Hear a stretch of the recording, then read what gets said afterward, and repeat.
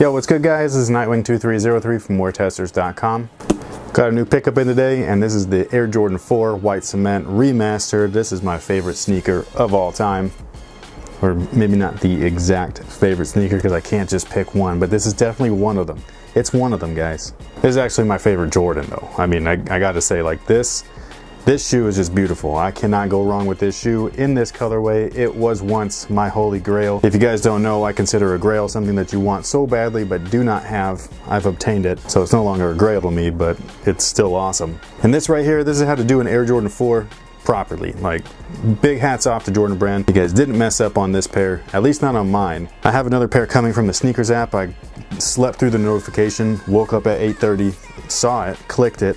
It added my size to cart, said, would you want to check out? And I said, what do you mean would I want to check out? Yeah, I want to check out. So I checked out and it actually worked. And I was like, dude, I got two pairs. Sweet. But yeah, let's go ahead and get up close to these guys, check them out. So here they are. A couple of things to note that is back that was missing on the last pair, the 2012 version.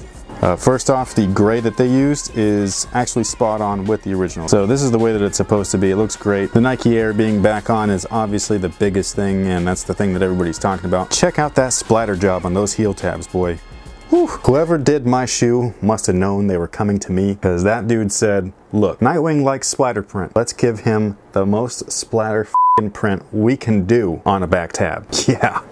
Epic. You also got the Nike on the bottom and the insole, flight on the tongue. Something else that was put back to the original version of the shoe is the netting, both on the tongue and on the side panels. For one, it's actually facing the proper direction, and what I mean by that, it's facing down. So these lines are going at an angle. For the past however many years it's been, not the 99 versions, but all of the ones afterwards, they've been putting them on straight like this. And that used to be how you were able to tell if you were buying a pair of fake Air Jordan 4s, because the netting would be like super straight, you know what I mean? And they used to go down at an angle. So they put them back finally, so now it's like, this is legit, you know what I'm saying? And I guess before, Jordan Brand was kind of like knocking off their own product, but I mean, they weren't, even though they were. You know what I'm saying? No? Okay, let's move on. And along with that, the netting is no longer glued to the mesh underneath it, which I think is freaking awesome. So this netting here pops up. It's dope, dude. I absolutely love that. Another little thing that they did is they fixed these little lace crowns or nets, the lace holders. I don't know what they're called, but they put the rest of it back on there. So these little triangle pieces. So when they remastered the shoe last time, they did it incorrectly. And that was one of those tiny little inconsistencies that I was talking about with Jaren, but Jaren didn't get what I was saying, which happens all the time. No offense to Jaren. But what I was trying to explain was, if you're going to remaster something and say that you're putting it back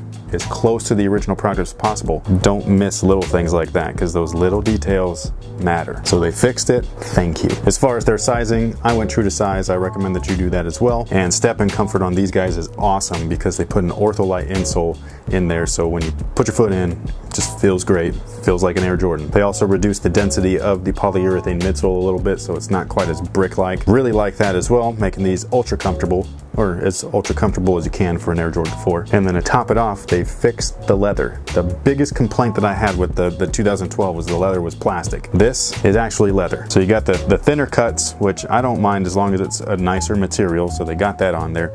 And something that I think is really interesting is they textured this front rand here with some sort of texture. I don't know how to explain it. Hopefully I'll be able to pick it up in video, but the toe cap right there is a weird texture, and it looks great. And then the rest of the upper is another texture as well, and I just think it just looks awesome. Like, it's something small, but it gives the shoe itself a little bit more depth, a little more character.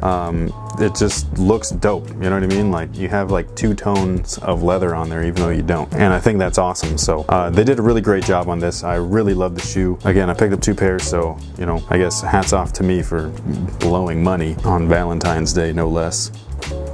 But don't worry, I got the wife something too, so it's all good. And yeah, that'll pretty much take care of it. A big thank you to everybody that watches the videos and supports. I greatly appreciate it. Huge thank you to everybody that's been really liking the new Nightwing Knows mini-series segment on the year that an Air Jordan was released, with the pop culture stuff, you know what I mean? Like the little tidbits of information. Everybody's been really positive about that. I really like it because that's a fun series to do. It was awesome to record it. It's awesome to edit it and reflect on what I grew up in, so I think that was dope. And it helps bridge the gap between the generations, which I think is great. And I was also thinking about making a video on the tooling of shoes and explaining what tooling actually is, because so many people don't actually know. They just kind of are fed BS from brands being like, oh, this shoe is the same exact thing as this shoe and this shoe, when they're not. The tech specs might be the same and the materials might be the same, but the tooling is totally different. So if some of you guys want to learn, make sure that you let me know by clicking the like button, and if this video gets a ton of likes, I will make a video on tooling. And also, if you grabbed a pair of these, let me know. Was it easy? Was it hard? Did you grab a pair online? Was it through the sneakers app? Was it in store? Hit me up in the comment section. I'd love to hear from you. So again, thank you guys for watching, and until next time guys, have a good one.